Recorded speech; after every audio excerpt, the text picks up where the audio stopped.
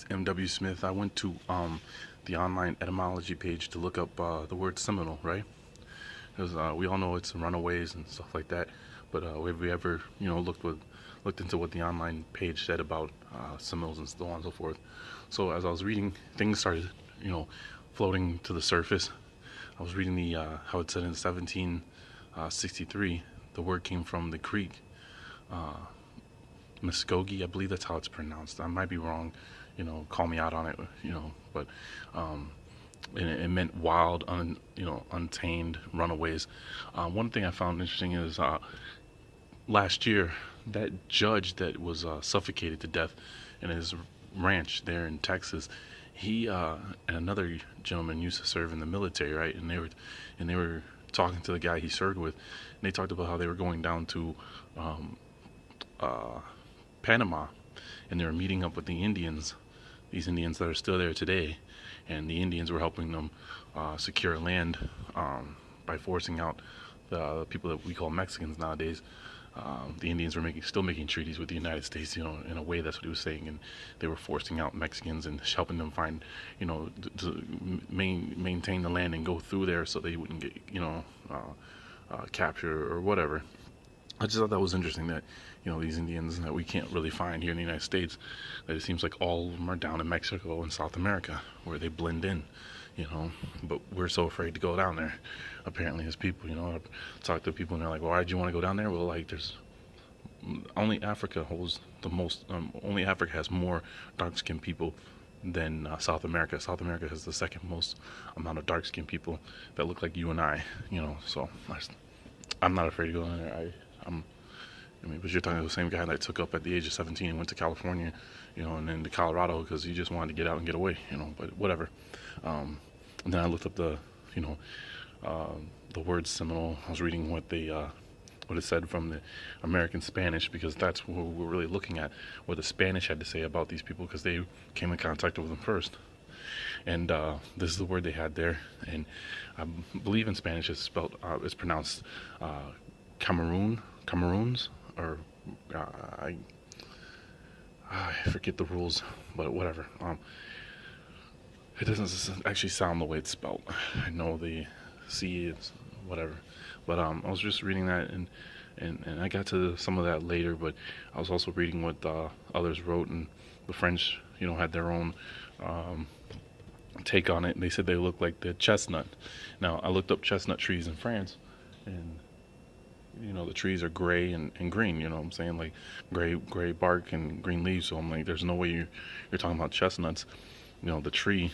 What I'm saying, like the way they want to make it sound, they're actually talking about chestnuts. And I was reading, they also wrote in the Spanish that they were very dark reddish brown color. And one thing I want to point out, I noticed this.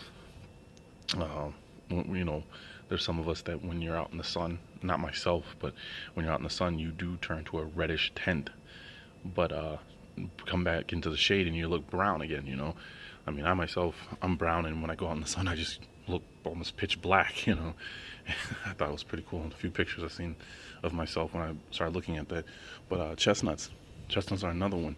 I gotta avoid the whole copper color, topic, just because, in my opinion, copper color can be anything. I mean, I've seen copper from almost a yellow to black. So, using copper, but using chestnuts are dark black to a lighter brown, but that's it. They don't go to a red, really. They don't go to red much, and they don't go to yellow.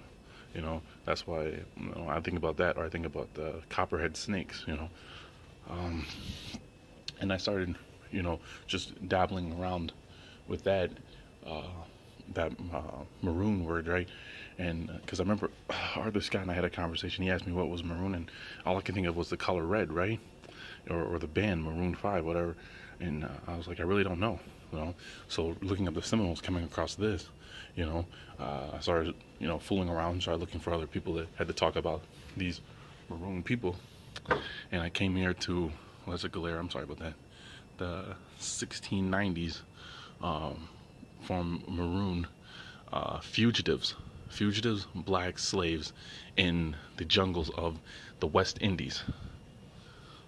hoping that you see that there. I'm sorry. Fugitive black slaves in the jungles of the West Indies and in Dutch Guyana, which I was looking at the people in Dutch Guyana, and they look like Indians, and not the Native American Indians, but they look like you and me. Just the way they're still dressed is so primitive. You know, it takes you back in an older time. You know, I was looking at some of our relatives. You know what I'm saying? So if you get a chance, look into them.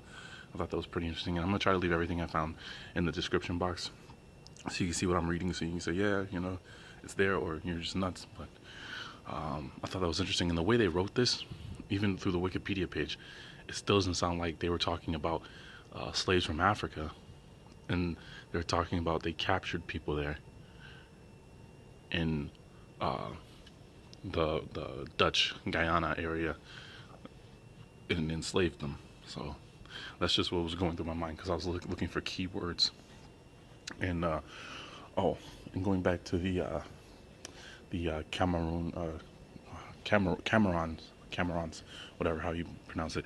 I was reading about a gentleman from when I looked him up. I put in them in Mexico, and it brought up a page about them and how they're in the Panama area, and a man by the name of Sir Francis Drake.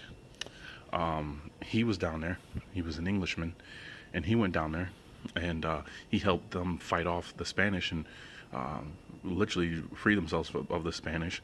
But he wrote that they were black people, and I thought it was interesting because you read in other sources and they'll tell you, oh, the Spanish brought them there as slaves, but we're still sticking to this word right here, and that word is what the Spanish were calling the Seminoles in Florida. See what I'm saying? So if you're bringing them there to Panama as slaves, all right, where is the so-called Native American? Where is the red man when you read about them in Panama? The same people that they were calling Seminoles. The other meanings for their name, but you don't see any of the so-called red man. You just see what they want you to believe are Africans. And he said, you know, these people had been hiding in the woods down there in the jungles, how they were hiding from the Spanish. They've been doing that for over 80 years before he got there. How they, even when they were hiding, they split up. They split into two tribes. One went to the east, the other one went to the west. And I'm like, there's the dissension amongst us, even to today. You know, kind of reminds you of the California East Coast, West Coast. You know, Bloods versus Crips. You know, South side of Chicago, North side of Chicago, kind of thing. You know what I'm saying? And I was going through. I was just reading through that, you know, and I was looking for other connections, but I still can't get it out of my head how, if you're reading about the Seminoles from the etymology page, the word that they also give you is right here. You'll find them in Panama, but they're not described as Native Americans, you know, or the people that call themselves Native Americans. They're just described as black people, or very reddish brown, the color of a chestnut. And I also came across Hernando de Soto, you know. If you remember, I think he was like one of only 3 of the first Spaniards, conquistadors that made it to Florida first. He was like 3rd, besides the pirates. I can't really find much about the pirates yet. I just know whenever I read about them, they just tell you that they went to Florida looking for slaves, just like Hernando de Soto did, just like Ponce de Leon. They all went to Florida into the south, you know, looking for slaves instead of going back to Africa, where they had already ventured around Africa. Remember, when before they came to the Americas, they ventured around Africa and went into India, you know. And if they were looking for slaves, if they were looking for people to conquer, why in the world didn't they just stay over there? If that's what they needed for their crown, why didn't they just stay over there, you know? But what I want to read to you is there's a book. It's written by Barman's ship, Barmand is his first name, and ship Shipp, and he explains that Hernando de Soto wrote that in 1520s the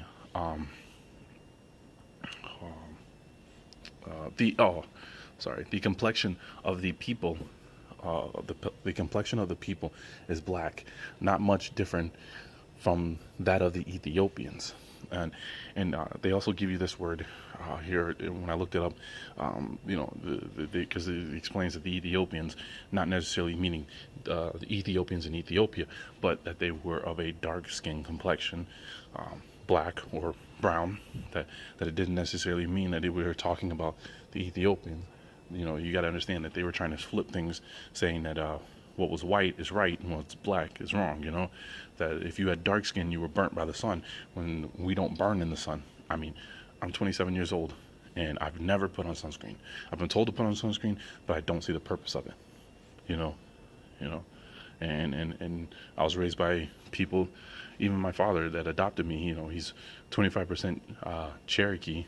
You know, he's Italian, and he's got English in him on his father's side, and even he was still burning. You know, and he had a brown I mean, not brown, but a tan complexion to him. But even he burned.